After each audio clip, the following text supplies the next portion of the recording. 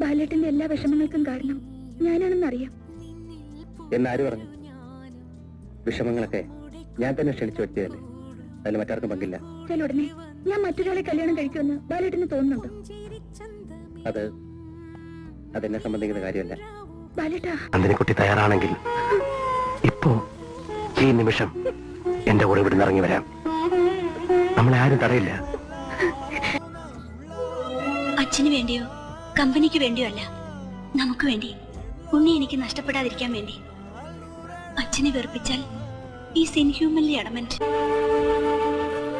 ഒന്ന് വിളിക്കായിരുന്നില്ലേ എന്നെ കൂടെ? ആരുമില്ലെന്ന് വീണ്ടും വീണ്ടും പറഞ്ഞതല്ലേ? ബാല്യക്കാരിയായിട്ടെങ്കിലും നിൽക്കായിരുന്നല്ലോ.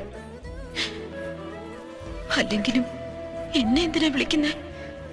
ഞാനാര്? മണ്ടി, മരമണ്ടി.